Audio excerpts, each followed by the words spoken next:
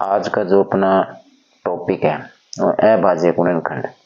आज हम अभाज्य गुणनखंड करने सीखेंगे। जैसे मान लो कि 32 का अभाज्य गुणनखंड करते हैं हम।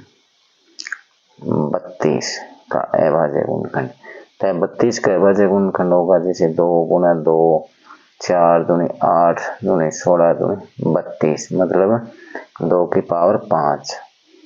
तो ये इसका अभाज्य गुणनखंड हो गए। तो ये हम किस प्रकार करते हैं, जैसे मान लो कि 36 हो, 36 के अभाज्य गुणनखंड करेंगे हम।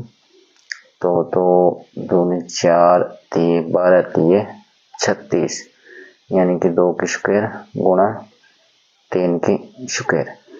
तो अब हम इनको सीखने ये कैसे, क्योंकि अभाज्य गुणनखंड के द्वारा ही हम एलसीएम है, HCF है, इन लघुत्तम समापत्ति है, महत्तम समापत्ति है, वो हम अभाज्य गुणनखंड के द्वारा ही सीख सकेंगे। इसी विधि से हम करते हैं। जैसे इसको एक तरीका है, जैसे कि 32 है, 32 का अभाज्य गुणनखंड करते हैं। तो इससे पहले मैंने आपको भाजकता के नियम बताए। सबसे पहले हमें 2 से शुरू करना है। 2 से, अगर 2 से भाग जाए तो करो, 2 से नहीं जाता है फिर 3 से देखो, फिर 5 से देखो, फिर 7 से देखो, फिर 11 से देखो, 13 से, ऐसे मतलब चलना है।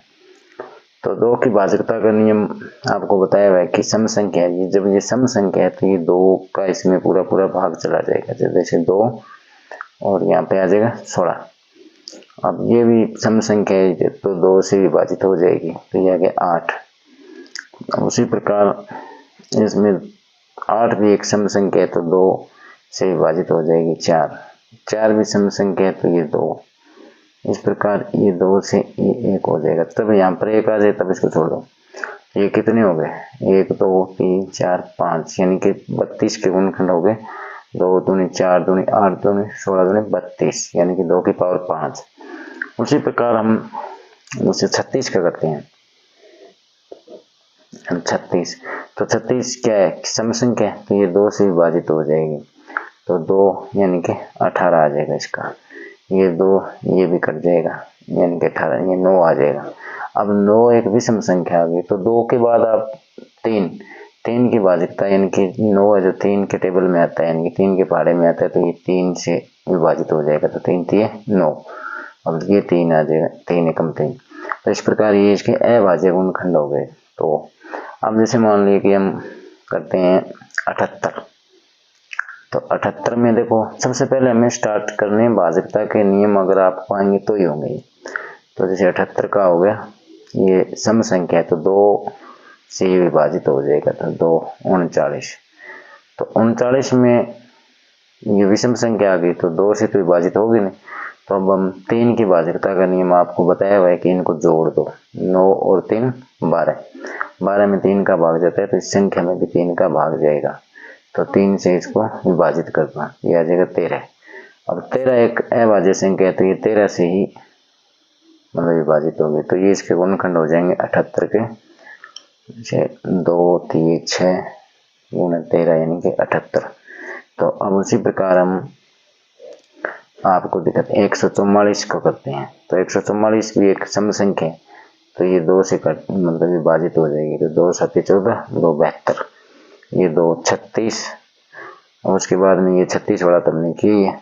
उसी प्रकार इसको करते हो 18, और ये चला जाएगा। उसके बाद 9 पर ये 3, तो ये 9 और ये 3 और 1। तो इस प्रकार 144 का जो अभाज्य गुणनखंड हो जाएंगे 2 1 2 3 4, यानी कि 2 की पावर 4 गुणा 3 की पावर 2। तो ये इस प्रकार हमें अभाज्य गुणनखंड करने। अभाज्य गुणनखंड में हमें भाजकता के नियम याद रहने चाहिए। तो भाजकता के नियम हमें सिर्फ 2 3 और 5 तक ही आते ही नहीं रखने हैं, ज्यादा याद रखने की जरूरत नहीं है। बाकी उसमें भाग दे के देखो कोई भी आ जाए। अब जैसे मान लिया कि एक है, ऐसे हम एक संख्या रख सकते हैं 360 है। अब इसको हम करते हैं 360 के अभाज्य गुणनखंड करते हैं। तो एक सम संख्या है तो 2 से विभाजित हो जाएगी, तो 2 180 आ जाएगा। ये फिर सम संख्या आ गई तो 2 से विभाजित। सबसे पहले आप 2 से ही शुरू करेंगे। 2 में 18 यानी कि 90, ये भी 2 से यानी कि 45। अब देखिए कि 45 किससे विभाजित है?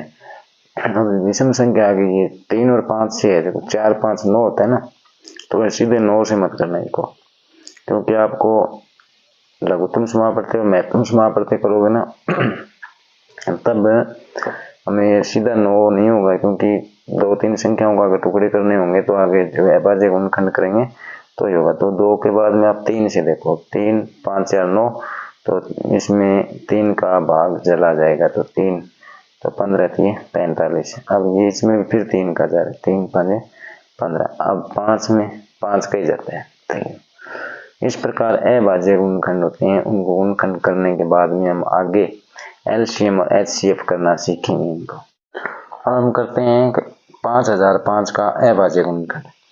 तो इसमें देखो कि ये एक विषम संख्या है, इसलिए 2 की भाजकता का नियम इस पर लागू नहीं होता, इसलिए इसको हम 2 से नहीं विभाजित कर सकते। तो अब 3 का देखो, 5 और 5 10 होते हैं, तो 10 3 के पहाड़े में नहीं आता, तो ये संख्या 3 से विभाजित नहीं होगी। तो 2 के बाद 3 देख लिया, 5 4 में देखो, क्योंकि 4 में जो जाएगा तो वो 2 में चला जाता, तो इसलिए 4 वाले का तो मतलब ही नहीं है, चला जाएगा। तो अब आप देखो 5 की भाजकता का नियम है इकाई का अंक 0 या 5 हो, तो ये 5 से विभाजित हो जाएगी ये संख्या 5 5 एकम 5, और ये 5 डबल 0 आ ही जाएगा, 5 एकम 5। अब देखो 6 की भाजकता का नियम भी नहीं लगाना, अब क्योंकि इसमें 5 नहीं लगेगा, क्योंकि इकाई का अंक 0 या 5 नहीं है, तो 6 वाले का भी कोई मतलब ही नहीं है, तो 6 का जाता है 2 और 3 का भी चला जाता है, 6 7 देखो अभी 7 से जाता है कि नहीं जाते हैं, तो ये 7 से विभाजित हो जाएगा। तो 7 एकम 7 7 चौके 28 7 21, तो अब 143 7 1001 होता है।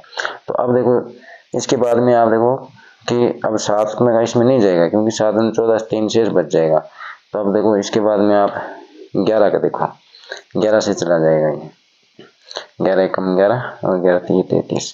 तो अब उसके बाद में देखो कि अब इसमें 11 ये 13 अभाज्य संख्या, तो 13 से ही जाएगा। तो इस प्रकार अभाज्य गुणनखंड हो गए 5005 का अभाज्य गुणनखंड हो जाएगा 5 गुणा 7 गुणा 11 गुणा 13। तो एक चीज का ध्यान रखना कि कोई भी अभाज्य गुणनखंड करो तो आपको भाजकता के नियम सिर्फ 2 3 और 5 के नियम याद, ये 3 याद रखने, बाकी जैसे 7 है 11 है 13 है, तो अभाज्य गुणनखंड में यदि 17 है, तो इनका जो भाजकता के नियम है इससे अच्छा तो इनमें भाग ही दे देना इन संख्याओं में, क्योंकि इनमें क्या है कि इकाई का अंक घटाओ, किसी को 2 से किसी को 4 से गुणा करो, ये लंबी प्रक्रिया हो जाती है। इससे अच्छा तो ये है कि इनमें भाग ही दे दिया जाए, जैसे मैंने यहाँ 7 का इसमें भाग ही दिया है, नहीं कि भाजकता वाला नियम इकाई का अंक घटाओ फिर उसको दोगुना करो घटाओ, ये लंबी हो जाएगी प्रक्रिया।